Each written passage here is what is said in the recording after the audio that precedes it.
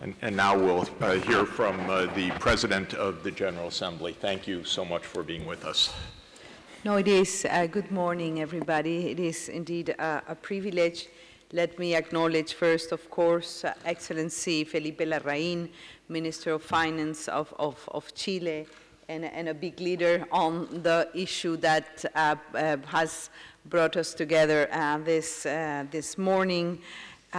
Excellency Bishop Marcelo Sánchez Sorondo, Chancellor of the Political Academy of Science, and our guest today. Thank you for having us, dear friend, a very inspirational friend, I have to say, Jeffrey Sachs, Director of the UN Sustainable Development Solutions Network, that has done so much, not only for the climate agenda, but for the sustainability agenda for so many years. So honorable ministers and dear friends, I'm truly delighted to be here this morning.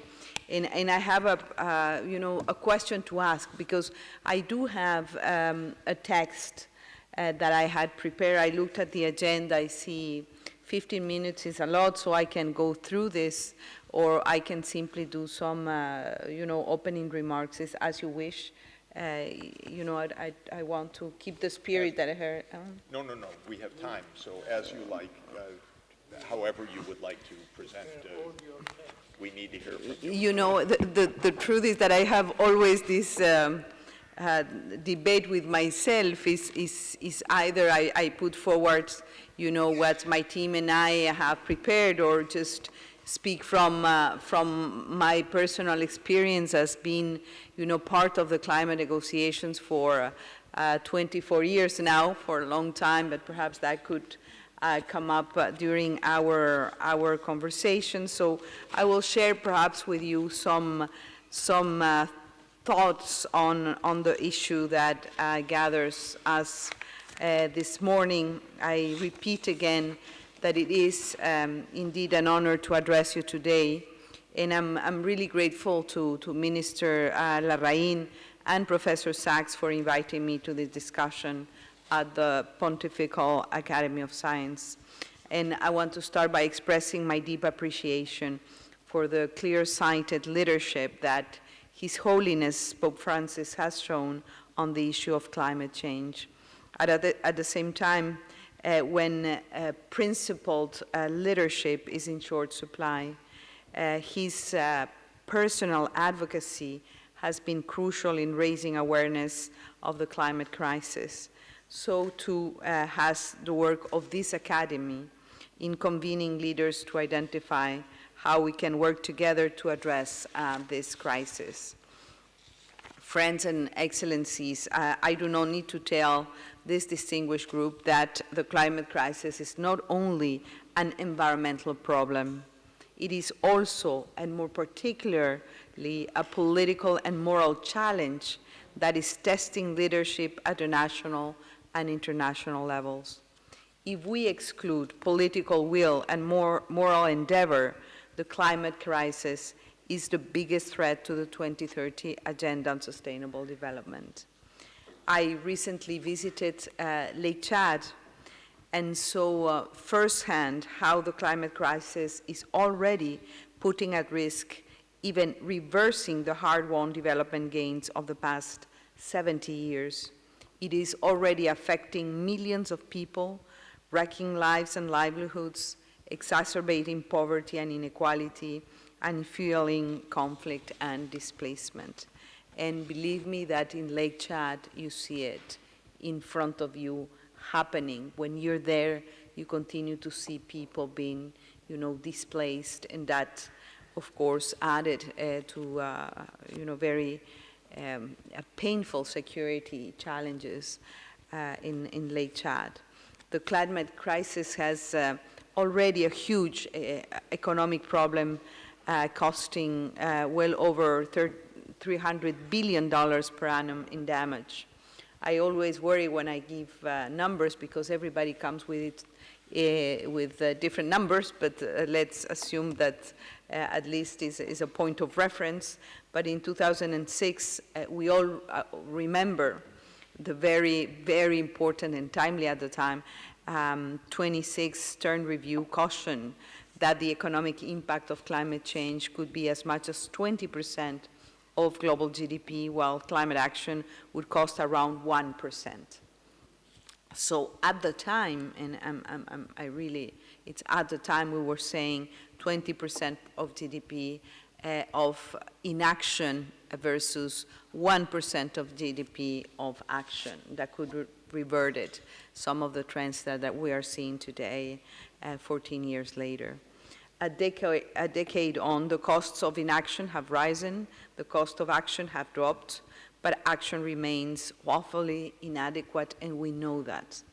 Climate change is quite simply an existential crisis. We know that we have just 11 years to avoid the worst impacts of climate change.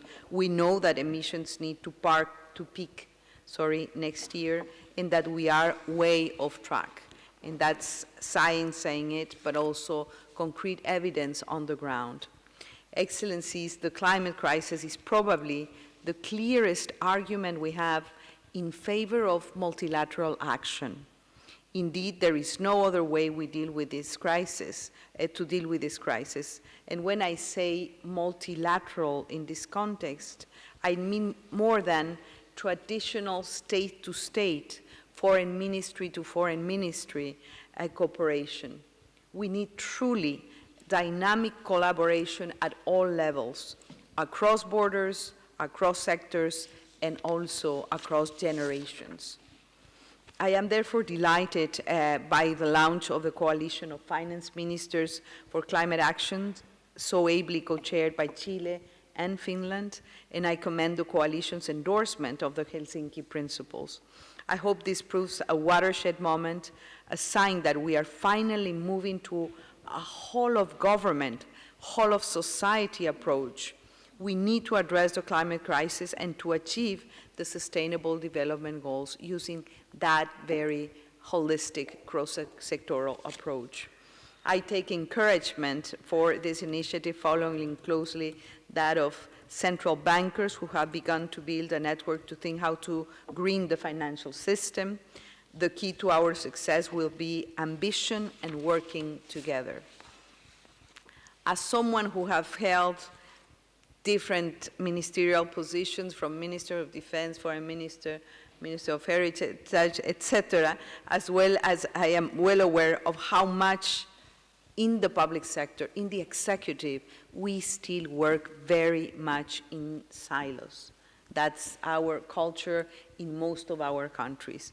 We need finance ministers to work more closely with environment ministers, with transport, energy, and employment ministers, and so on. We need greater collaboration between all these ministries at the regional and international level, and we need greater collaboration with cities and local authorities, as well as traditional leaders, academia, youth groups, and the private sector. I hope that this meeting will serve as a catalyst for further action by the coalition ahead of COP25 in Chile, as was mentioned by Minister Larraín in coming December, in that we will see some concrete language on coordination and on fiscal policy in the Santiago Action Plan.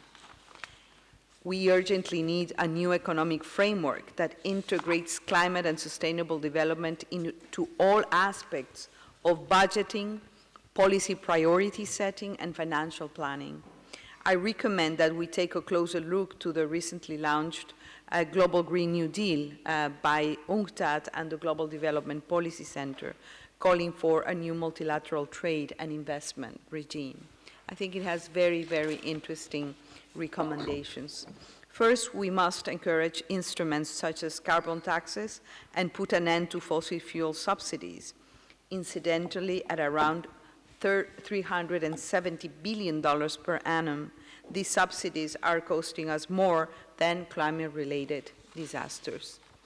Second, we must dramatically increase investment in climate-smart growth, which the Global Commission on the Economy and Climate estimates could generate as much as $26 trillion by 2030.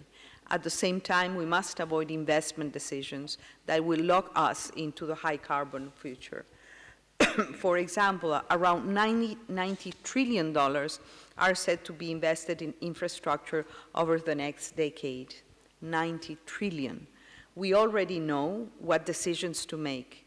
The recent UNEP report on the reconstruction sector showed that greener buildings are possible, increased efficiencies in heating, lighting, and cooking systems, coupled with cleaner forms of energy, have contributed to a flattening of emissions in very recent years. But these approaches have to be the norm and not the exception. Third, we must work harder to mobilize climate finance. We know that private sector finance is crucial to support the Green Climate Fund, and we have the director just next to us, so I think it's a message for the Green Climate Fund, and to plug the annual $2.5 trillion finance gaps for the SDGs based on current commitments. But there needs to be more creative. Thinking about public financing option is a must. Advocates for a Green New Deal in the United States House of Representatives and the Congress have made a start. And we know that Jamaica, France, and Qatar are aiming to mobilize $100 billion per year for climate finance. But the amounts raised are still small, and most tend to go to middle, and this I think it's very important, they tend to go to middle and not low-income countries.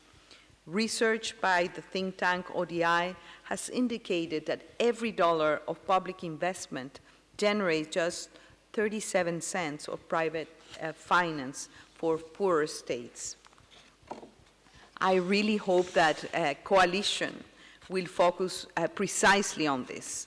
Time and again, when we have discussions at the UN on financing for development, the international financial institutions and banks say over and over again, and I hear this almost every week in New York, there are trillions out there.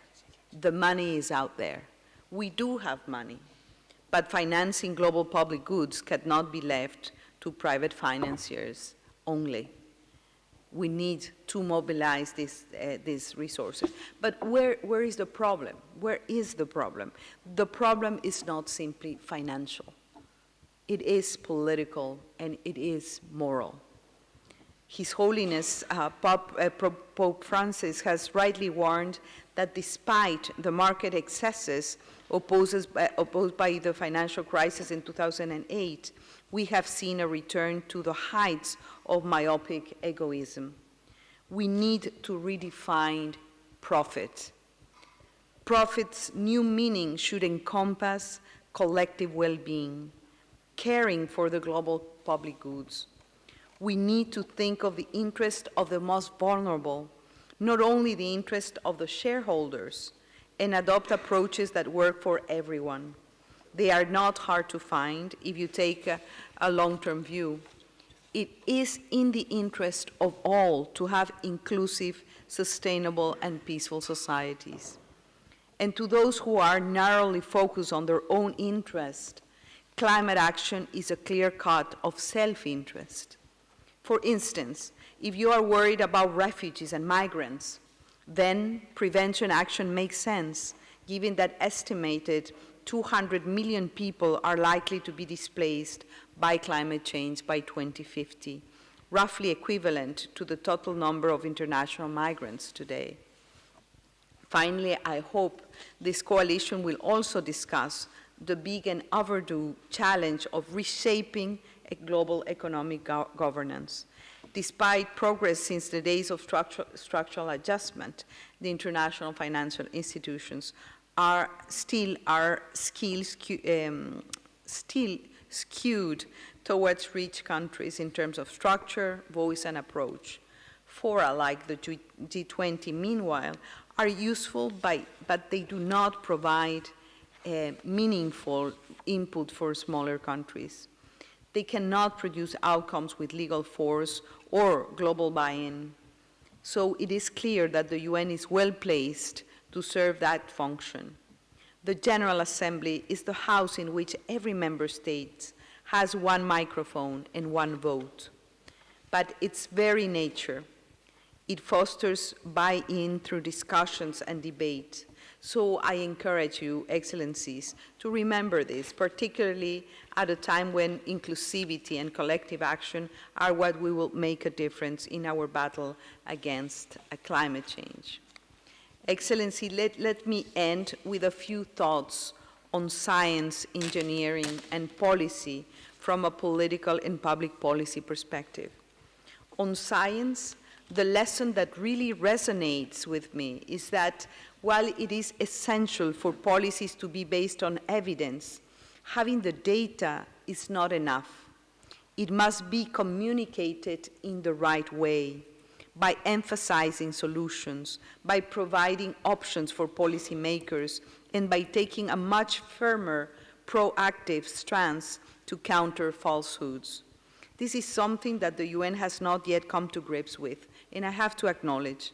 I saw it at COP last year, for example, and most visibly during discussions on the Global Compact on safe, orderly, and regular migration.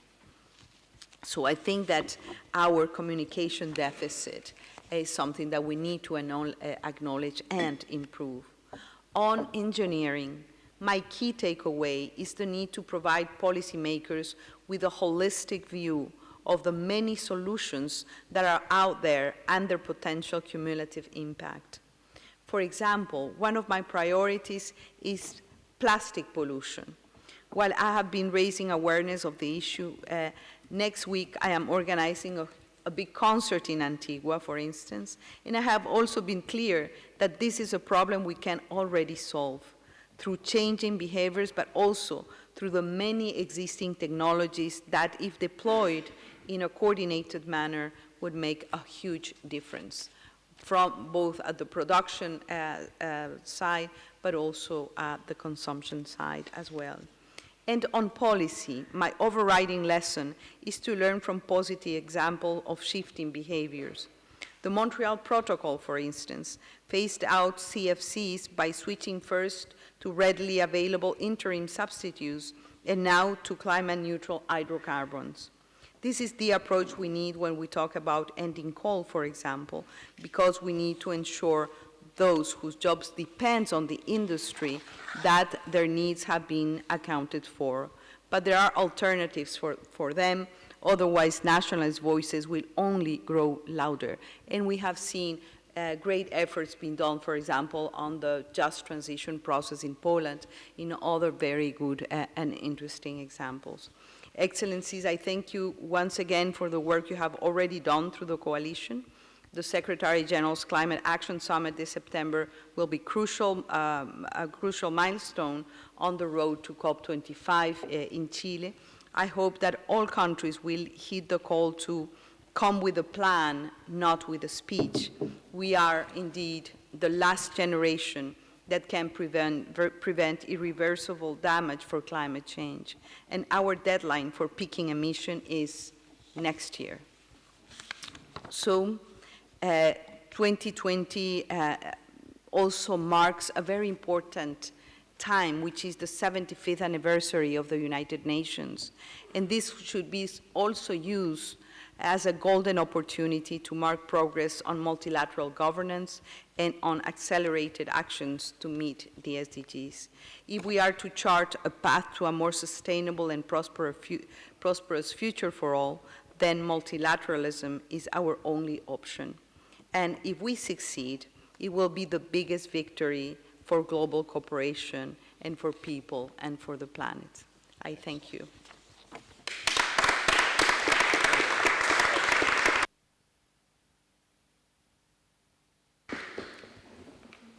Thank you for those wonderful words, very wise words, and I want to underscore, come with a plan, not with a speech. I think is a very good idea for September, and let's have today's meeting help push towards that.